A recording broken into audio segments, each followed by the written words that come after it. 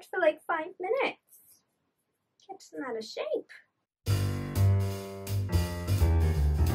Hey folks, welcome back to the Petra Pan Apparel YouTube channel. Today I am here with another little antique vintage haul of sorts.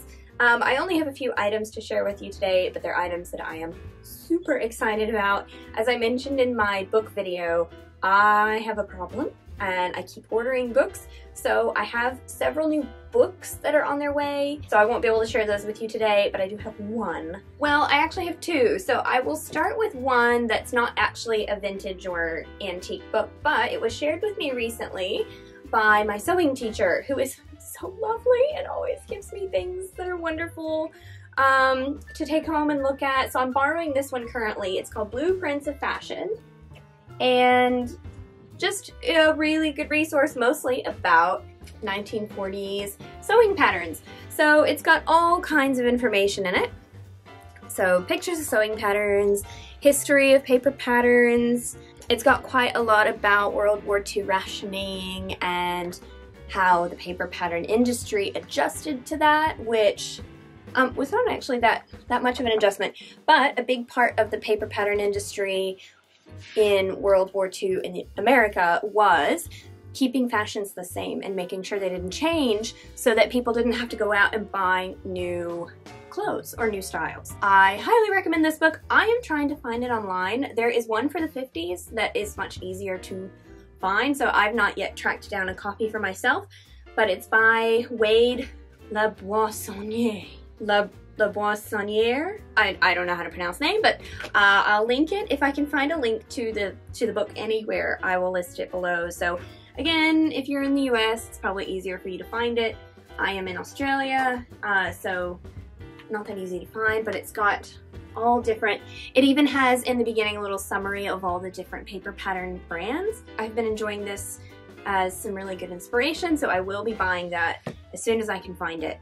And the other book that I like, you're gonna notice, basically everything I'm showing you today is navy. I just have a thing for navy lately, apparently. This is actually a Seamstress of Bloomsbury dress, which is amazing, and that can be part of the haul.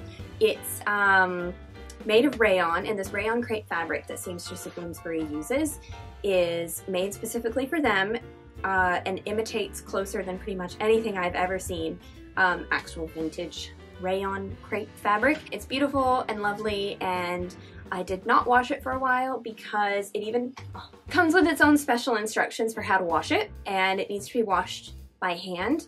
And so I put off washing it for a long time because I was really worried about washing it, because underneath this color is a white color, and I was really worried that the dark navy from this was going to stain this color, but it did not. All I did was fill up my sink, dip it in, the color was totally fine, kind of, you know, did a little bit of rubbing, not scrubbing, just to get the detergent into there. I used a delicate detergent and it came out beautifully. I hung it to dry and I didn't even have to steam it or iron it or anything. It just, yeah, came out beautifully. So that's what I'm wearing today. It's just a beautiful dress. I can link it down below as well.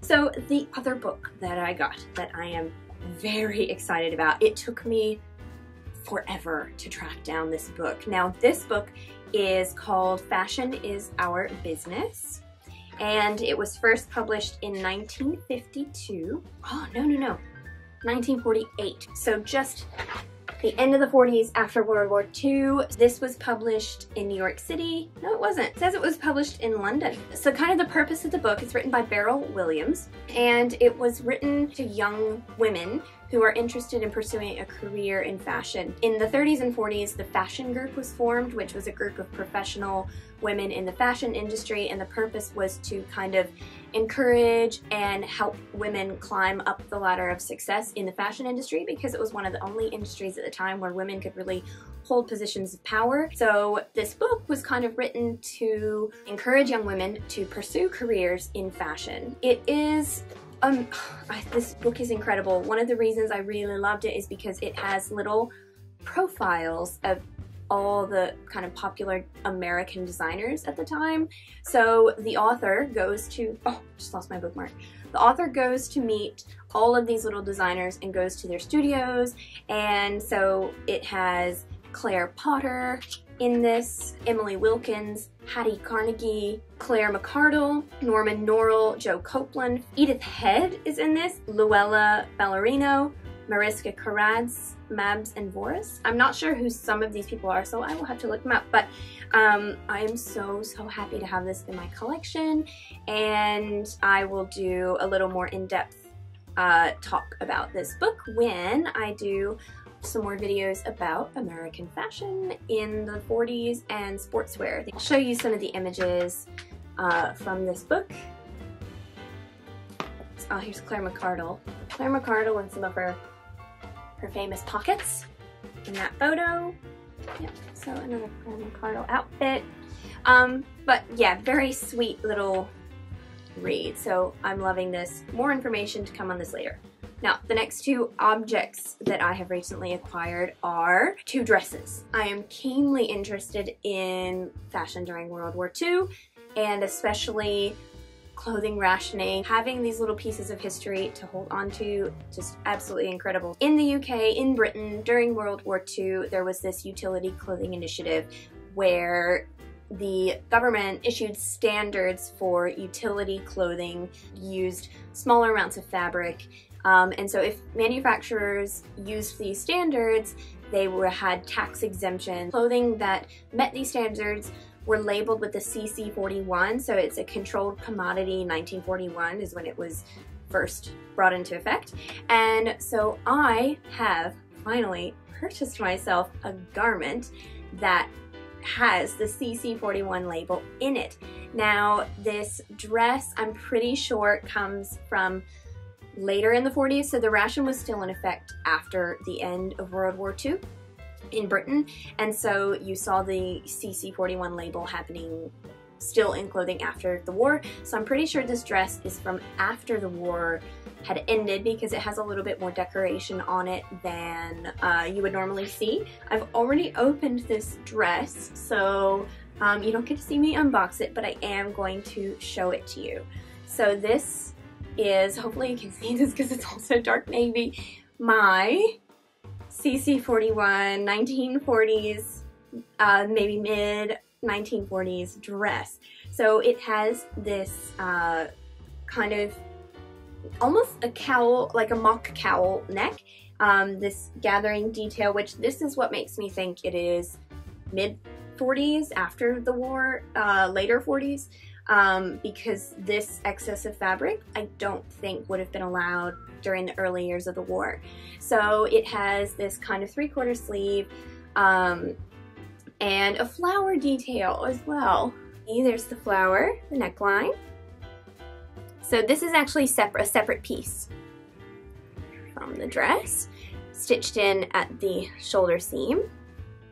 And it has this little, it almost feels like a cotton ball. Now, the label is really faded, but the label is Jean Joyce, and I have been searching for days about Jean Joyce online. Haven't found anything yet, but I'm gonna try some magazine archives, searching Jean Joyce to see if I can find anything. I think it's probably a kind of ready-to-wear designer from Britain, but if you know anything about Jean Joyce, please let me know. So I'm going to show you the label. Now the CC41 label is also really faded, but, and here is the CC41 label. So a lot of people complained in 1941 when the CC41 label came out that the modernist design looked like two wheels of cheese. And so people were confused about what it was. So that's CC and then 41. The 1 is kind of lost, but you can see the 4 a little bit. So that's the CC41 label, meaning that this dress met the ration standards. So this dress actually does have shoulder pads in it. So I'll show you the shoulder pads. So dark. So there are the shoulder pads. I mean, they're fairly thick. They're like quite thick there.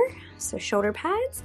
And something I was surprised to find about this dress, I had always, sorry, sit down.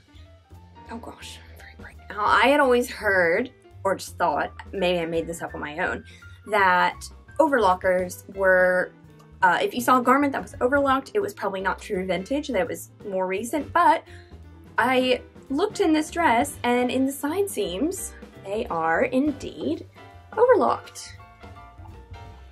And so I started doing some research, and it turns out that overlockers or sergers were invented way back in the 1870s. They weren't common in commercial use until early 1900s, but started coming, like you can see them from the 1930s. And so I always thought that garments that had overlocking were not maybe true vintage, but it turns out that they actually are. So this probably would have had a belt at some point, but that's been lost. It has belt loops. It has 2 darts at the waist and then some pleats. So there's the darts and the pleats in the front, and it closes with a side metal zipper. Yeah, so I have not tried this on. I think I will put it on once for the sake of this video, but this is not a garment that I will be wearing, that will be in my wardrobe. This is a little piece of history, something that I would love to be able to show people. I think it makes such a difference with clothing when you have the actual thing in front of you. It feels like you can really connect to the person that would have worn this. It's also printed on the label, which I find interesting. So this label was printed with ink rather than embroidered, which I know a lot of other labels have. So just possibly another thing to help in dating this. The last item I just received in the mail as I got home. That's why I decided to film this. It is another outfit, but it is a suit. It is from the 1950s, so it's a little bit later than the time period that I usually gravitate towards, but I saw it on Etsy and I just had to have it. And if you, oh look, it's all packaged in brown paper, how cute. So I bought this, again, if you're in Australia, I bought this from Vintage Calf. Oh, and it has a note on the back. It says, "Dear Brittany, thank you for shopping with Vintage Calf. I hope you love this suit and give it new life. Best wishes, Josephine." So thank you, Josephine. I will leave a link to their shop if you're in Australia. They have some beautiful, beautiful things in their shop. Okay, here it is. Oh, it's beautiful. Okay, all right, so I will show you the suit and I'll tell you a little bit about why I bought it. Okay, so the seller says that this is silk, and silk, oh, it does feel like silk.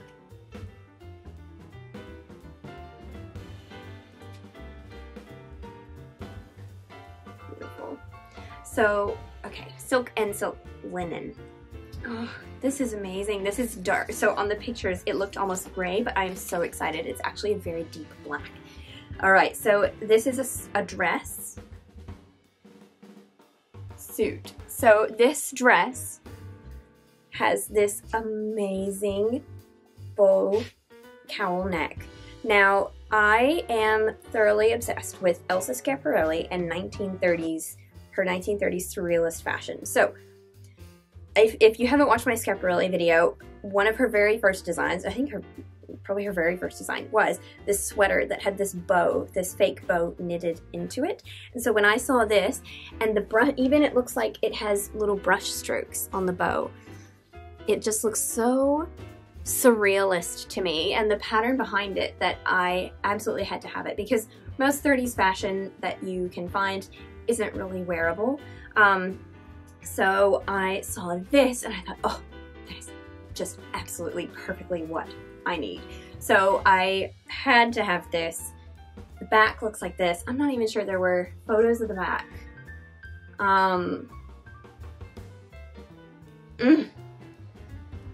Beautiful. And then the rest of the suit is, oh, it is a very nice fabric. Let's see if these side seams are overlocked.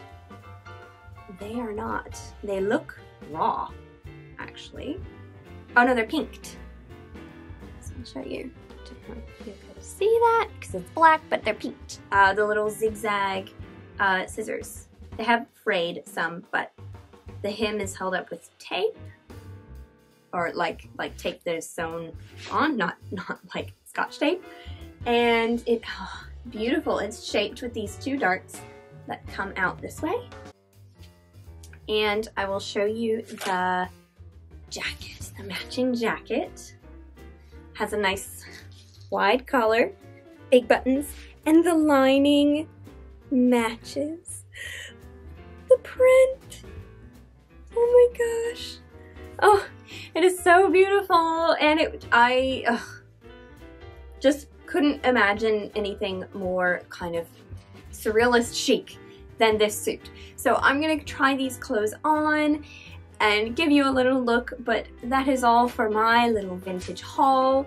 I have some really specific items that I'm still looking for in my collection, and I love nosing around and seeing other people's vintage items that they purchase, so I decided to show you some of my purchases. With Duke, who's eating his foot now. Okay, that's good. Yeah. All right.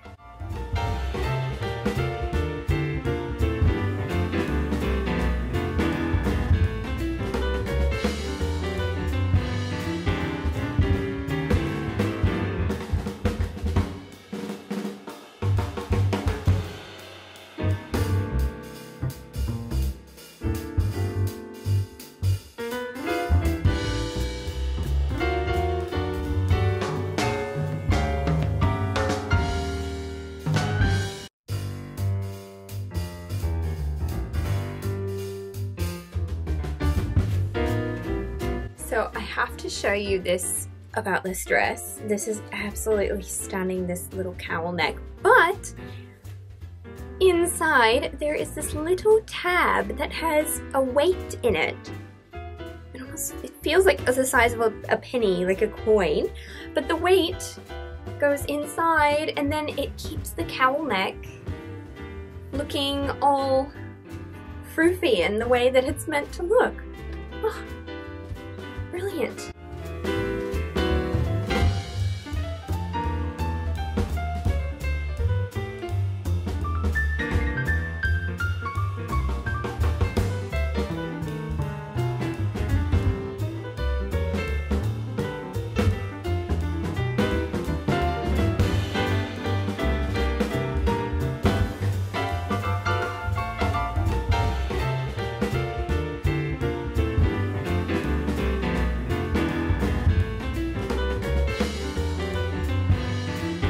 So thank you so much for watching this video. I hope you enjoyed looking at some of my splurges, and if you haven't already, please subscribe to the channel. Thank you so much for watching, and if you like these little haul videos, give me a like, leave me a comment.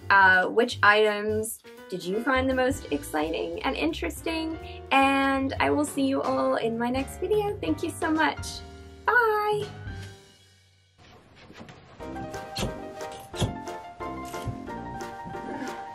Hey, good, how are you? Good, are you still at school? Oh, okay. Well, I was just filming a video. I'm in my room. I shut the door and latched it, which means that it locked. Yes, I'm gonna have to climb up window. Why can I not remember that it does this? This is the second time I've done this filming. Urgh. Okay, I will go climb up.